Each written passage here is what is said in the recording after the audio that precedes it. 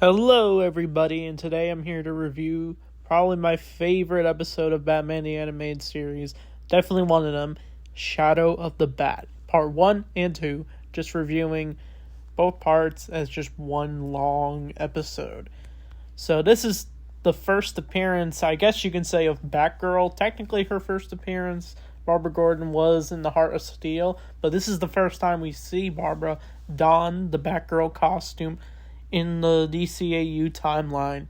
And it's a pretty great episode. It's where Jim Gordon gets framed for helping Rupert Thorne with bribe money, and it leads to Barbara to go investigate what happened to help clear his name, and she dons the Batgirl costume during his, I guess you can say, parade to help him get out of jail.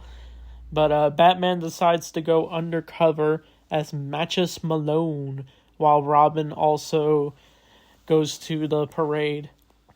But once Batgirl does show up, she tries to stop a group of criminals that tried to assassinate the main cop who arrested Jim, Gil Mason. But it turns out there's something that may be suspicious about Gil, as it's possible that he could be involved with what happened to Jim.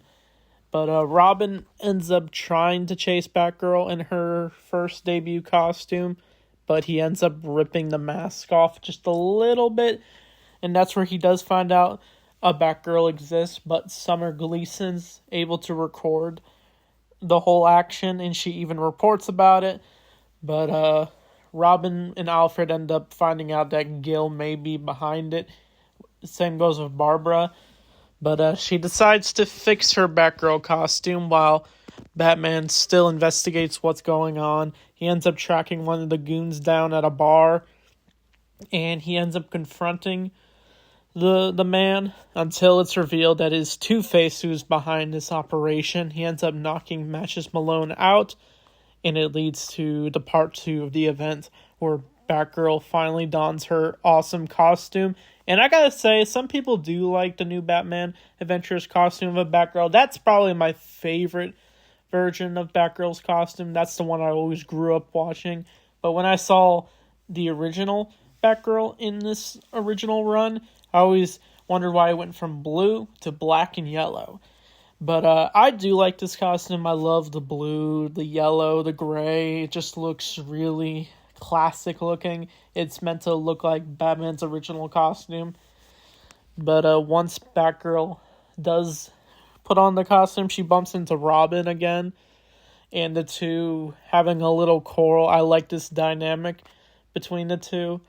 But they managed to find Batman in the subway tunnels where Two-Face is deciding what to do with Matches, and he even flips the coin for it.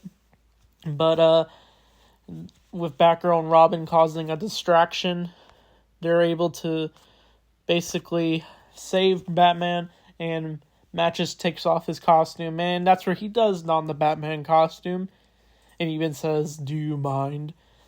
But I do like, I think I said, I did like the Batgirl-Robin dynamic. I always wanted them to be together in the DCAU. They did go on a date in the new Batman Adventures, but they really wanted to set Batman and Batgirl up as a couple. But I'll probably get into that when we do get to the Batgirl Returns episode.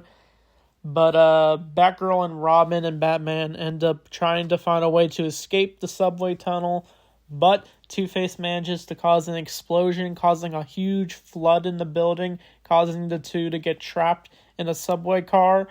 But Batgirl ends up able to escape with her grapple hook that they give her, the spare one. But she manages to call the police after Jim does get broken out of jail, and Two-Face ends up revealing that he's the mastermind behind it. But Batgirl does her best, of course. But Batman and Robin end up escaping with a few tricks up their sleeves. And the finale is revealed that Gil was behind the operation too. He was working with Two-Face, giving bribes to Rupert Thorne the whole time. He was doing it just so he can find a way to take over Jim Gordon's job. But, of course, Batgirl's able to take Gil down, but Batman and Robin take care of Two-Face while Batgirl chases Gil on the boat. And this has become one of my, I don't know why, I've always obsessed over this scene, but Batgirl manages to jump on the boat and she fights Gil, but while she's doing it, she gets unmasked. And that was the first time we saw Batgirl unmasked in the Batman show, since she usually doesn't.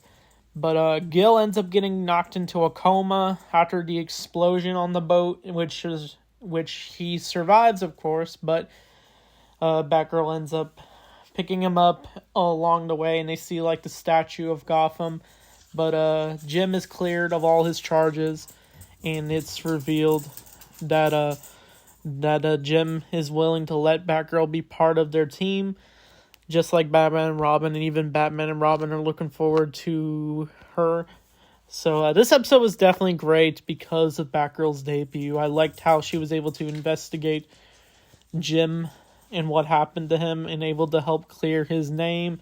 And Gil was definitely an interesting villain. He was just a slimy cop who wanted just all the greed for himself. And it was nice to see Richard Mole return as Two-Face in this episode. We haven't seen Two-Face in a while get his own centered episode, but I don't know if it's the best Two-Face episode. It wasn't as good as his debut where he does become the villain himself, but there's definitely another episode that's better for Two-Face, since I think it's his last appearance in the show. I'll definitely get into that when we do get to it. But this episode, definitely a 10 out of 10 for sure. It was entertaining all the way through. It sets up the Bat family perfectly.